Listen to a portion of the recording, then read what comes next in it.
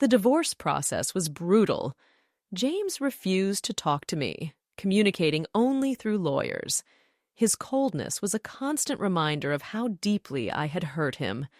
Each legal document, each negotiation, felt like a nail in the coffin of our once happy life together. I tried everything to win him back, to make him see that I was truly sorry and willing to change.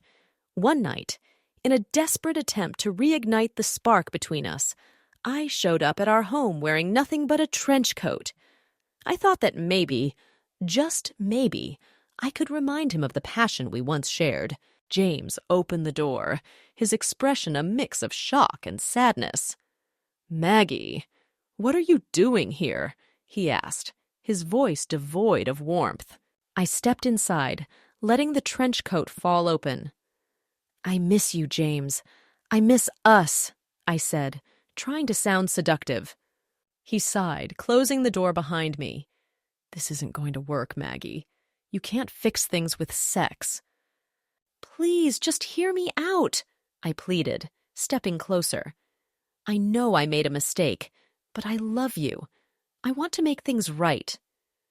James shook his head, his eyes filled with pain. "It's too late, Maggie. What you did, what we had, it's all gone." "No, it's not!" I cried, desperation creeping into my voice. "We can start over. We can go to counseling. We can—" He interrupted me, his tone firm. "Maggie, stop. Nothing you say or do can change what happened. I can't trust you anymore. You destroyed that." Tears streamed down my face as I realized the futility of my actions. I had hoped that by reminding him of our physical connection, I could bridge the emotional chasm between us. But it was clear that the damage was too deep. "Please, James," I whispered, my voice breaking. "Give me another chance." He looked at me with a mixture of sadness and resolve. "I can't, Maggie. You need to leave." I left that night, my heart shattered into a million pieces. The finality of his words left no room for hope.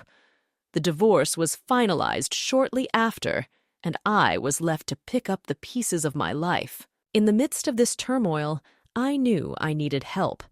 I couldn't navigate this dark period alone. I found a therapist, Dr. Sullivan, who specialized in marital issues and personal growth. I remember my first session vividly. I walked into her office, my heart heavy with shame and guilt, and sat down on the plush sofa. Dr. Sullivan was a calm and patient woman with kind eyes. She listened without judgment as I poured out my story, the tears flowing freely. She helped me see that while my actions were deeply flawed, they didn't define me as a person. There was still a path to redemption, but it would require a lot of hard work and soul-searching. Therapy was a lifeline. It provided a safe space to confront my mistakes and understand the deeper issues that had led me to seek solace in an affair. I learned about my own emotional needs, the unspoken resentments, and the communication breakdowns that had plagued my marriage with James. Dr. Sullivan encouraged me to take small steps toward rebuilding my life. She suggested journaling as a way to process my emotions and gain clarity. I started to write every day, filling pages with my thoughts, fears, and hopes for the future. It was cathartic, a way to purge the negativity and begin to heal. I also volunteered at a women's shelter, a place where I could contribute without the burden of my past hanging over me. Helping others who were struggling gave me a sense of purpose and reminded me that despite my own pain, I still had something to offer. The road to self-discovery was long and fraught with challenges. There were days when the weight of my mistakes threatened to crush me, when I felt like giving up. But slowly, through therapy and self-reflection, I began to find my footing again. One of the hardest parts was accepting that my social standing and the approval of others were not the measure of my worth. I had to learn to forgive myself, to recognize that I was human and flawed, but capable of change and growth. It wasn't easy, and it didn't happen overnight. But each small victory, each moment of self-acceptance, brought me closer to the person I wanted to be. Emily took a snip of her drink. I cannot image offering my body to David and having him reject me. I thought the same about James, Maggie responded. I was so sure of both his love and lust for me that it literally didn't matter what I did. If I offered, he would partake. Maggie shuddered. He didn't. It was the first time, in all the time that I had known him, that I had offered myself to him, and he rejected me. I will never forget the feeling. Emily wiped a tear for her eye. So it broke you? Maggie shook her head. No, what broke is what happened next. 2 years later, it was a sunny afternoon, and I was walking through Central Park, a place that had always brought me comfort. I rarely interacted with James unless it was about the kids, but I hoped that we could connect again. As I strolled past a familiar bench, I saw James. He was sitting there, laughing, with a beautiful woman by his side. They were sharing a coffee, their heads close together as they talked. For a moment, my heart stopped. I felt a sharp pang of jealousy and regret, seeing him so happy without me. The woman reached out, touching his arm, and he smiled at her in a way that used to be reserved for me. It was clear that he had moved on, found someone who brought him joy. I stood there, frozen, watching them. My mind raced with thoughts of what could have been, of the life I had thrown away. James noticed me and smiled. I forced a smile back, trying to appear unaffected as I walked closer to them. James stood up, the woman following suit. Maggie, he greeted me, his voice warm but guarded. It's been a while. James, I replied, my voice steady despite the turmoil inside me. I glanced at the woman beside him, her eyes curious as she observed the interaction between us. This is Sarah. James introduced her, his hand brushing against hers. Sarah, this is Maggie, my ex-wife. Nice to meet you, Sarah said politely, offering me a smile that didn't quite reach her eyes. Likewise, I responded, feeling a surge of bitterness towards the ease with which James had moved on. I should get going. Good to see you happy, James. As I turned to walk away, I heard James call after me softly. Maggie, wait. I paused but didn't turn back. He caught up to me and put a gentle hand on my arm, his touch a mix of familiarity and hesitation. Are you okay? He asked, his eyes searching mine for any sign of what I was feeling. I took a deep breath, steadying myself before meeting his gaze. I'm fine, I replied, mustering up a small smile to reassure him. Just caught me off guard, seeing you so content. James nodded, his expression softening with a hint of remorse. I didn't expect you to run into us like this. It's okay, I assured him, trying to push down the surge of emotions threatening to overwhelm me. I'm happy for you. We stood there in an awkward silence, the weight of our past hanging heavily between us. Then, curiosity got the better of me as I asked, So, how did you two meet? James's eyes lit up as he began recounting the story of how he had met Sarah, the way her smile lit up his world in a way he never thought possible. I listened, pretending that hearing about his newfound happiness didn't sting, didn't make me question the years we spent together. As he spoke, Sarah watched us, her gaze shifting between James and me with a hint of wariness. When James finished his story, there was a lull in the conversation, the unspoken words hanging heavy in the air.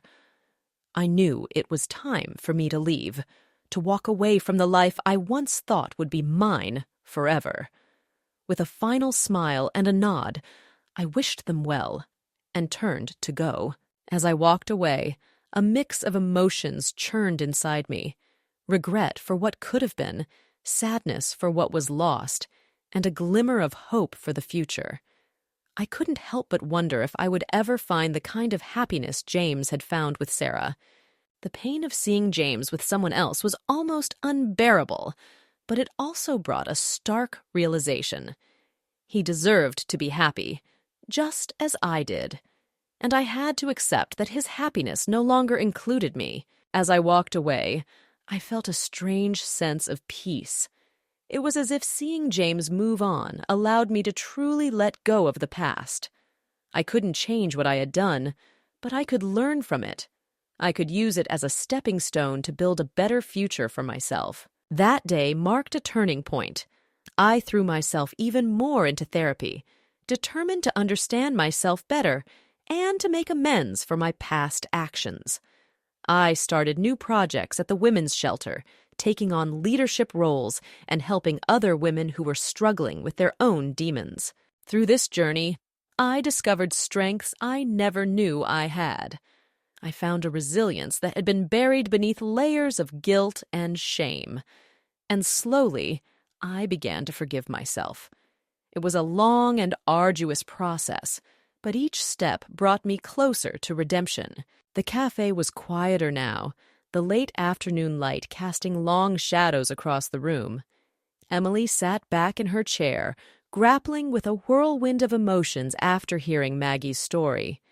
The weight of Maggie's experiences and the raw honesty with which she shared them had left a profound impact on Emily. Emily stared at the coffee cup in front of her, her mind racing. "I don't know what to do, Maggie," she admitted, her voice barely above a whisper. "I feel so conflicted about John and my marriage to David." Maggie leaned forward, her eyes filled with empathy and understanding. "It's okay to feel conflicted, Emily. These emotions are complicated and there's no easy answer. But the first step is to face the truth about your situation." Emily nodded, taking a deep breath. "John makes me feel alive, just like Dan made you feel. When I'm with him, I forget about all the problems at home, but I know it's not real. It's just an escape." Maggie reached out and gently took Emily's hand. "Exactly. It's an escape, not a solution. The excitement and attention can feel intoxicating, but it's not a sustainable foundation for a relationship. You need to confront what's lacking in your marriage and address it directly." "But what if it's too late?" Emily asked, her voice trembling. "What if David and I are too far gone to fix things?" Maggie shook her head. "It's never too late to try. The key is honest communication. You need to tell David how you've been feeling. It's going to be difficult and it might be painful, but it's the only way to start healing." Emily looked down at her hands, her mind a whirlwind of doubts and fears. What if he doesn't want to hear it? What if he just shuts me out? "That's a possibility," Maggie admitted. "But you have to give him the chance. You owe it to him, to yourself, and to your children. Pretending everything is fine and seeking solace elsewhere will only lead to more pain." Emily felt tears welling up in her eyes again. "I'm so scared, Maggie. I don't want to lose everything." Maggie squeezed her hand reassuringly. "I know, Emily. I was scared too. But you're stronger than you think. You have the power to change your path. It's not going to be easy, but it's worth it." Emily took a deep, shaky breath, trying to steady herself. "I've been avoiding this for so long. I thought I could just keep going like this. But hearing your story, it's made me realize that I can't keep running away." "That's a good first step," Maggie said gently. "Acknowledging the problem is the beginning of finding a solution. Now you need to take the next step and talk to David. Be honest with him about your feelings, about what's been happening.